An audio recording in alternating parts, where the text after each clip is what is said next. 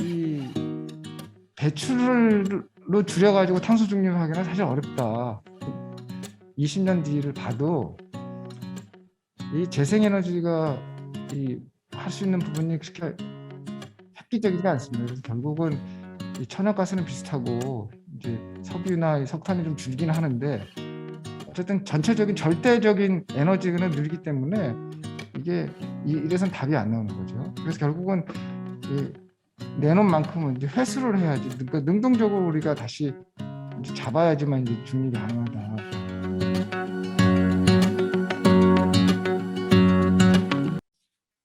그리고 또 화학이 아주 좀 뜻밖의 기여할 수 있는 게 뭐냐면은 우리가 이제 아까도 얘기했지만 이제 이 육류 특히 이 소고기를 많이 먹으면 심각한데 그 이유 중에 하나가 이제 소는 이, 이 위에서 이제 발효를 하다 보니까 이 메탄을 이 트림이나 이제 방귀로 내놓죠. 그거를 이제 쭉 분석을 해봤더니 이제 여기 있는 메탄을 만드는 이 장내 세균이 엄밀히 말하면 이제 그 고세균이라는 건데 그런 것들이 이제 이 메탄을 만드는 이제 그 효소를 분석해 가지고 이제 과학자들이 그 효소의 작용을 차단하는 물질을 찾았습니다. 그래서 요 3-에노피라는 물질이 이제 그 효소의 작용을 방해해서 메탄이 만들어지지 않게. 그래서 이게 한 10년 전쯤에 개발해서 이 또 안전해야 되니까 이 동물에 그래서 이거를 이제 수년에 걸쳐서 이제 안전성 검사를 해가지고 이제 별 문제가 없다.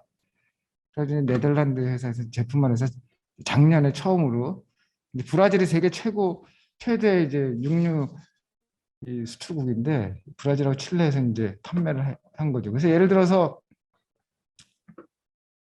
이 소 한 마리가 이 첨가제가 있으면은 1년에 이 이산화탄소를 환원할 때 1톤이 준다. 그래서 결국은 지금 현재 지구에 15억 마리가 있는데 이 중에 5억 마리만 이 사료에 첨가를 해도 이 5억 톤이 줄어들어서 이 전체 CO2의 1%가 주는 거죠.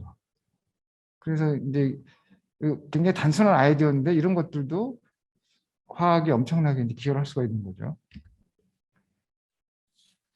근데 아무튼 뭐 이런 식으로 이제 이 에너지를 줄이거나 뭐 이렇게 발생을 줄이려고 노력을 많이 하는데 이 배출로 줄여가지고 탄소 중립하기는 사실 어렵다. 그래서 그게 이제 영국의 이 석유 회사가 이제 뭐 예측한 거긴 하지만 여기 보시면 알겠지만은 20년 뒤를 봐도 이 재생에너지가 할 수 있는 부분이 그렇게 획기적이지가 않습니다. 그래서 결국은 이 천연가스는 비슷하고 이제 석유나 석탄이 좀 줄기는 하는데 어쨌든 전체적인 절대적인 에너지는 늘기 때문에 이게 이래선 답이 안 나오는 거죠. 그래서 결국은 이 내놓은 만큼은 이제 회수를 해야지. 그러니까 능동적으로 우리가 다시 이제 잡아야지만 이제 중립이 가능하다.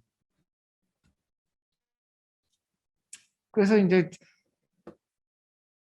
그런 이산화탄소를 뭐 회수하는 게 뭐 우리 자연에서 하는 게 광합성이죠. 그래서 이제 자연에서는 이렇게 탄소 순환이 이제 균형을 유지하고 있지만은 이제 사람이 이제 개입하면서 이게 무너지는 거죠. 그래서 예를 들어서 아까도 얘기했지만은 지구촌 사람들이 이제 고기를 워낙 많이 먹다 보니까 이 지난 16년 사이에 이 농경지가 1억 헥타르가 늘었어요. 그러니까 한 9%가 정도 늘었는데 1억 헥타르가 어느 정도냐면은 우리나라 면적의 10배죠. 그래서 여기 어떤 사진에 보면은 이게 아마존의 이제 어떤 지역인데 딱 경계가 있죠. 여기가 원래는 이게 다 이게 숲이었죠. 근데 이거를 싹 이게 해서 싹 개간을 해가지고서 이걸 좀 대두죠. 콩밭으로 만든 거죠. 이게 이제 사료용 콩인데 이런 식으로 하다 보니까 이 숲에서 이제 바이오매스로 잡혀 있던 이산화탄소가 다 사라지고 다 이제 다시 대기 중으로 올라가고 토양에 묻혀 있는 것들이 다 이제 또 올라오게 하면서 엄청난 그 온실가스가 발생을 하게 되는 거죠. 그래서 사실은 지금 뭐 오늘이 식목일인데 나무 심는 것도 중요하지만은 지금 우선은 파괴를 멈춰야 되는 거. 이게 지금 굉장히 시급한데 아까도 말했지만은 이게 수요가 있으면 공급이 있기 때문에 이 고기 수요가 너무 많아가지고 이게 통제가 안 되죠.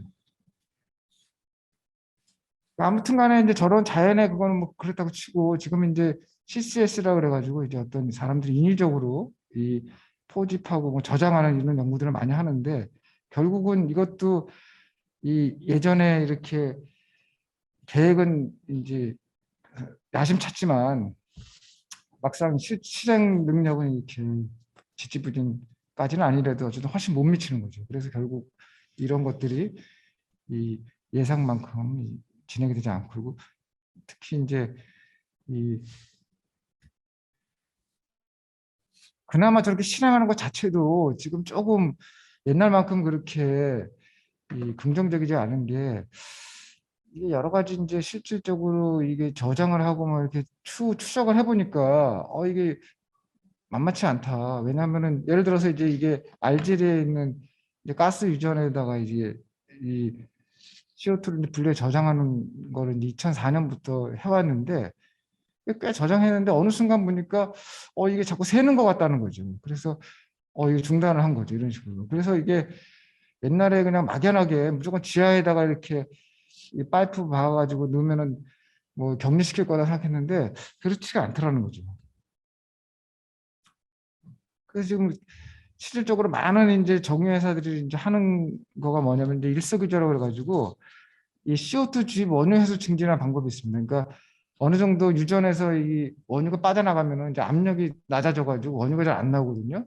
그래서 이제 그 CO2를 집어넣어가지고 밀어내는 거죠. 그렇게 해서 이제 원유를 해수율을 높이는 건데 그러면서 이 사람들 하는 말이 이거 결국 CO2가 이 지하로 들어가면 지하수에 녹아가지고 거기 있는 칼슘 만나가지고 이제 방해석으로 이렇게 이 결정화되니까 결국은 원유도 해수하고 이 CO2도 이 저장한다. 뭐 이런 식으로 했었거든요. 근데 이게 최근에 이 조사를 해보니까 이게 그렇지가 않다는 거죠. 그러니까 토양에 있는 미생물들이 이 밑에 들어간 CO2의 상당수를 이게 메탄으로 바꿨는데 이게 메탄은 또 CO2랑 달리 물에도 잘 안 녹고 그래서 이 지상으로 유출될 확률이 훨씬 높다는 거예요. 그렇게 되면은 오히려 주입한 것보다 더 많이 효과가 난다는 거예요. 그래서 이런 CCS가 생각만큼 간단한 일이 아니다.